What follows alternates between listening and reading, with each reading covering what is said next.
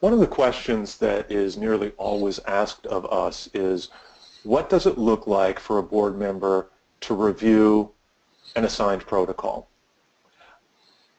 The underlying context of that question is often, how difficult is implementation and training for our board members, people that are really busy with many other duties? To help address that question, I've asked Kurt Nazer, founder of Axiom Research Compliance, to give us an overview, starting from the point at which a protocol is assigned to a reviewer. Hi, Kurt. Let's take a look. Okay, Paul, thank you. And I just want to point out that there's two parts for IRB members to interact with the system. One is an assigned reviewer, and the other is when a meeting's coming up and how they access the materials for the meeting through the meeting agenda. We'll cover that in a separate little video. So for now, we're just going to look at reviewer. When I get assigned as a reviewer, I get an email from Mentor, and you can see here this email was sent just a little while ago. It tells me what the title of the protocol is, the number, and so forth, any other information you want to include in these notifications.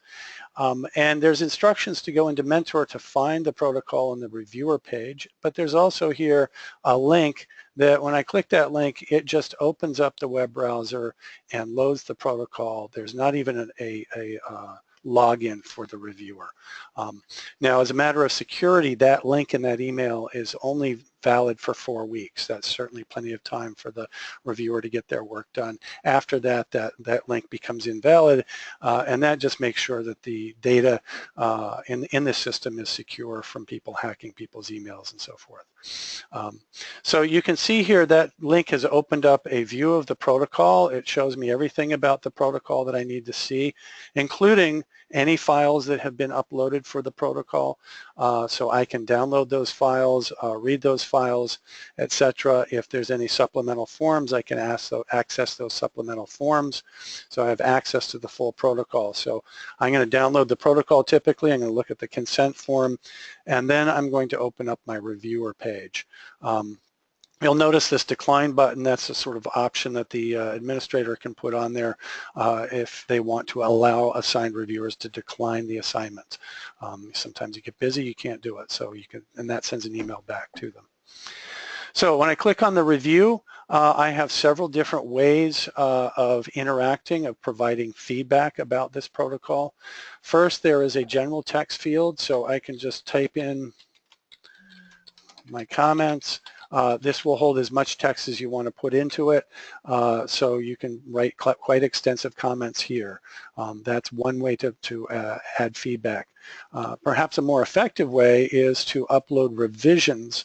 So if I'm reading the consent form and I see sentences that need to be adjusted or rewritten or make suggestions, typically I would put that consent form in track changes in Word, write in my comments, write in my suggested changes, and then I can upload that file. I'm just going to upload a sample file here.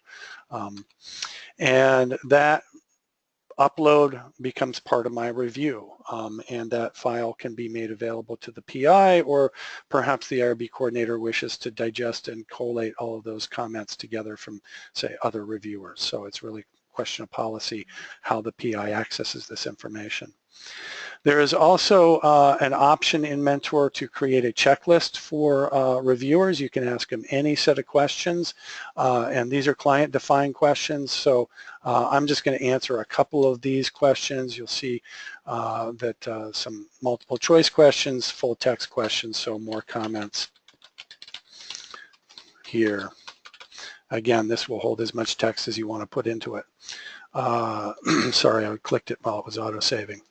So I save my answer, and at this point I can end my review. I can either say it's completed or I can say revisions required. I'll cancel out of that just so that we can see it back on this page. So here's that same menu. If I want to, if I think revisions are required on the protocol, the consent form, I can set it to revisions required, and Mentor opens up an email template. who that's addressed to, it can be addressed to either the PI or back to the IRB administrator or chair. That's a policy question. Different IRBs have different policies about whether reviewers interact directly with the PI or with the IRB. It includes any files that I've uploaded. It includes my comments right here, as you'll see. And I can communicate any additional information I need to and send this on to the chair or the PI, whoever it happens to be. If instead I think that my review is complete, then I can simply mark it as completed. I'll do that here in a second step, just so I can show you some other features in the Mentor system. But otherwise, that's pretty much how assigned reviewers interact with the system. Paul? Great. Kurt, what happens with a review that's been completed and a board member wants to go back and take a look? Can they see their past reviews? Yes, so as I mentioned, the link in this email expires after 4 weeks, and so that obviously gives you a limited time to access the protocol. However, reviewers can log in to the Mentor system. They go to their reviewer page, and you'll see here that Mentor lists all of their pending reviews. If I go to those that are revisions required, here's the one I was just working on, and if I go to completed, it will show me all of those reviews that I've completed in the past.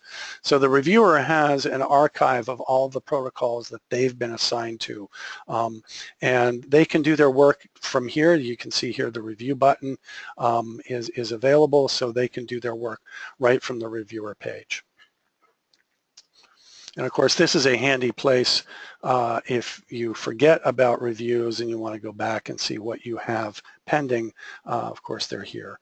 Of course, the IRB coordinator or even Mentor itself may automatically remind you that you have reviews that are pending. So, fantastic. Easy enough. Thanks, Kurt. Okay, thank you.